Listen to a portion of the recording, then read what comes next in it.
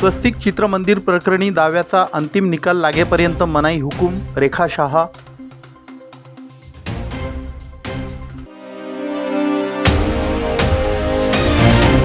पुण्यश्लोक अहिल्यादेवी होळकर गोदा ते नर्मदा जलयात्रेचं धुळ्यात जल्लोषात स्वागत.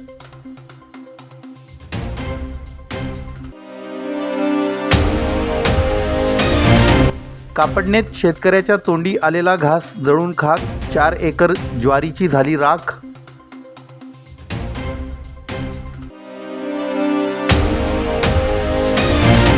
आणि धुळे जिल्ह्यासाठी चारा सुरक्षा आराखडा तयार करावा, जिल्हाधिकारी विस्पुतेंचे निर्देश. धुळे शहरातील स्वस्तिक चित्रमंदिराच्या तथाकथित खरेदी प्रकरणात 6वे वरिष्ठ दिवाणी न्यायालयाने महत्त्वपूर्ण अंतरिम आदेश देत संबंधित जागेवर कोणत्याही प्रकारचे व्यवहार, हक्क निर्मिती व बांधकामास मनाई केली आहे. दाव्याचा अंतिम निकाल लागेपर्यंत हा मनाई हुकूम लागू राहणार असल्याची माहिती रेखा योगेश शाह यांनी पत्रकार परिषदेत दिली. स्वस्तिक थिएटरच्या मूळ मालक रेखा योगेश शाह यांनी हा दावा न्यायालयात दाखल केला होता.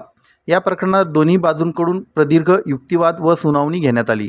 त्यानंतर न्यायाधीश श्री MB असिजा 6वे सहदिवाणी न्यायालय वरिष्ठ स्तर यांनी वादीचा युक्तिवाद ग्राह्य धरत आदेश पारित केला. न्यायालयाच्या आदेशानुसार धुळे येथील सिटी सर्वे नंबर 1466 मधील स्वस्तिक चित्रमंदिराची जागा संदर्भात 31 मार्च 2025 रोजी झालेल्या तथाकथित खरेदीदारांनी किंवा त्यांच्यामार्फत इतर कोणत्याही व्यक्ती, संस्था यांनी कोणत्याही प्रकारे त्रयस्थ हक्क निर्माण करू नये, तसेच संबंधित ठिकाणी कच्चे अथवा पक्के बांधकाम करू नये आणि मिळकतीवरील रेखा शाह यांच्या कब्जास कोणताही अडथळा निर्माण करू नये, असे स्पष्ट निर्देश दिल्याचे रेखा शाह यांनी यावेळी सांगितले. या प्रकरणात वादीतर्फे ॲडव्होकेट CD सोनार यांच्या प्रमुख मार्गदर्शनाखाली ॲडव्होकेट CJ सूर्यवंशी यांनी प्रभावी युक्तिवाद करीत बाजू मांडली. आदेशानंतर रेखा शाह यांनी न्यायव्यवस्थेवर पूर्ण विश्वास व्यक्त करीत न्याय मिळाल्याचे समाधान व्यक्त केले.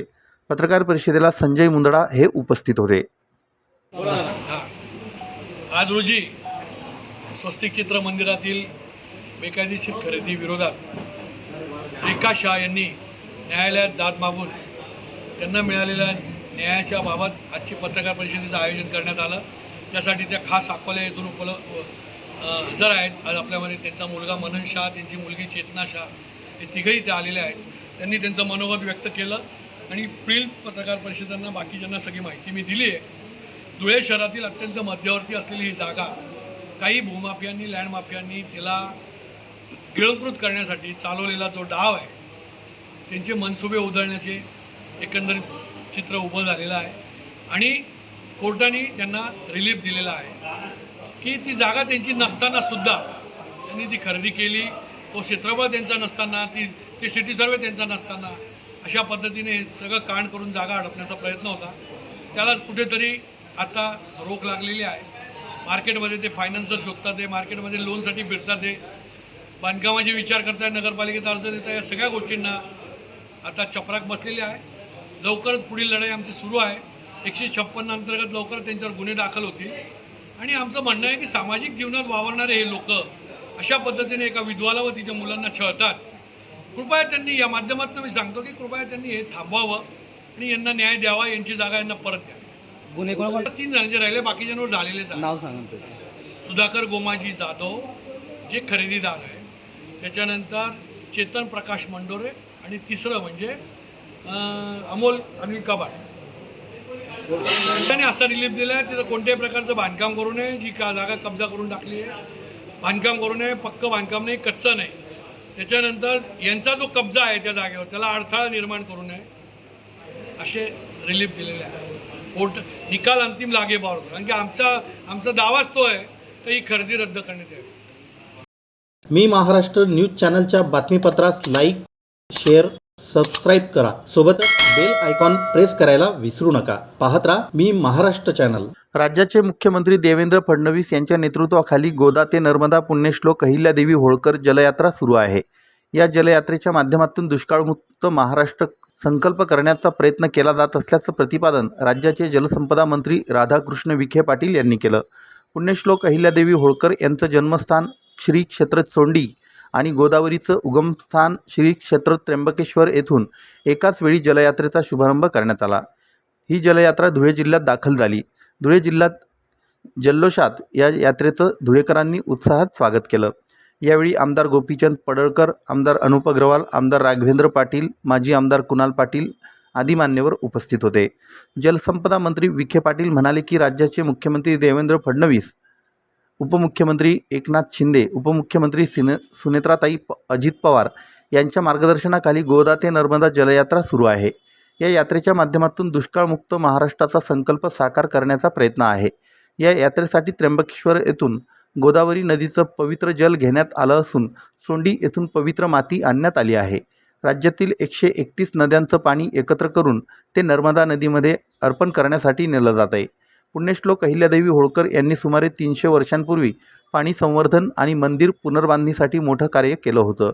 त्याच प्रेरणेने राज्य शासन जलसंवर्धनाच्या दिशेने काम करीत आहे.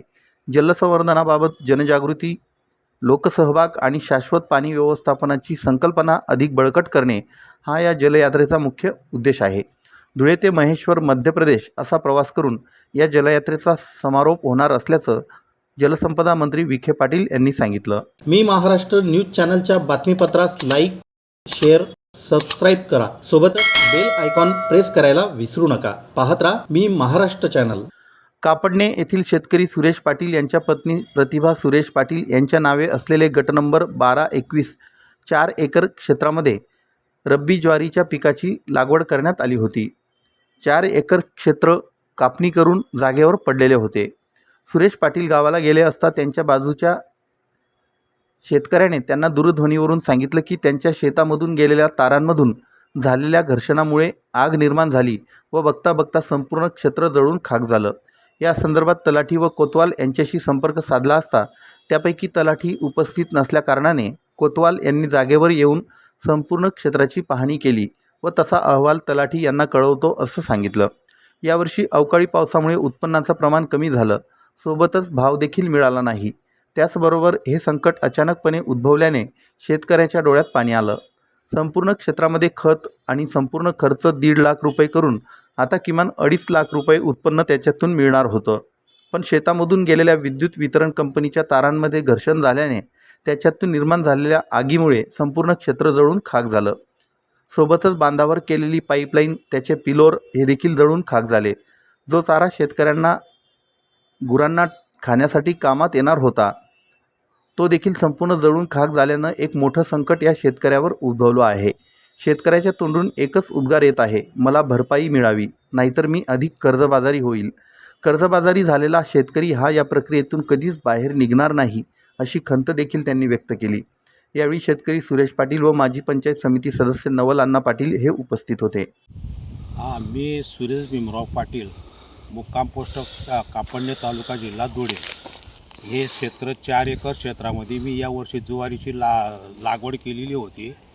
ते हे क्षेत्र माझ्या मिसेसच्या नावावर आहे, प्रतिभा सुरेश पाटील. तर ही ज्वारी कालच कापली मी आणि आज गॅप देऊन उद्या लावणी करणार होतो. परंतु तोपर्यंत हे MSBची लाईन गेल्यामुळे इथं पक्षी बसल्यामुळे शॉर्ट सर्किट झालं व इथं दुपारी 12-12:30ला गुल पडला आणि माझी संपूर्ण ज्वार जळून खाक झाली. मला शेजारच्या माणसाने फोन करून सांगितलं की तुमची सर्व ज्वार जळते बुवा. मी इकडे तिकडे फोन लावला, तोपर्यंत माझी ज्वार पूर्ण 100% जळून खाक झाली होती. मी यावर्षी कर्ज काढून कमीत कमी 1.5-2 लाख रुपये 4 एकरला खर्च केलेला होता, सर्व खत वगैरे धरून, बियाणं, निंदणी, टुपणी, कोडपणी. तर मला 2-2.5 लाखाचं उत्पन्न होणार होतं. बिघ्याला 25 पोती धरले तरी मला 100 पोती ज्वार होणार होती आणि आज 2000चा भाव बी धरला तरी मला 2-2.5 लाखाचं उत्पन्न होणार होतं. आणि चारा माझ्याकडे गाई आहे, चारासुद्धा माझ्याकडे बिलकुल 1 मूठभर बी चारा शिल्लक राहिलेला नाही. तर मी जीवन कसं जगायचं आता?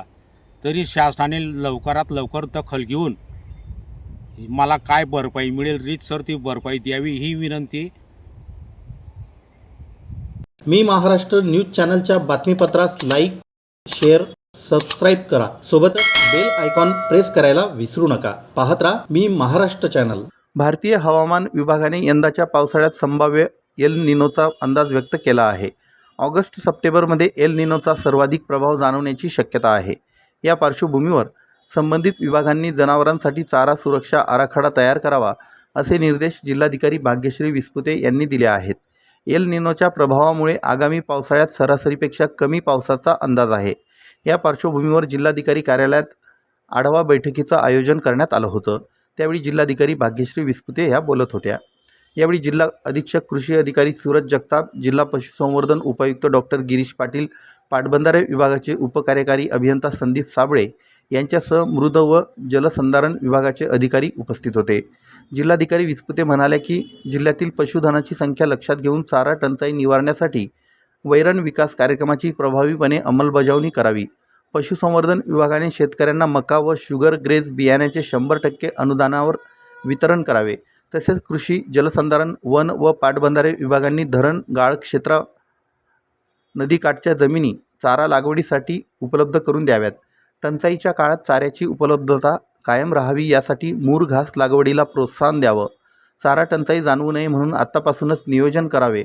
तसेच पशुपालकांनी उष्मा लहरींमध्ये जनावरांची काळजी घ्यावी असं आवाहन जिल्हाधिकारी विस्पुते यांनी केलं.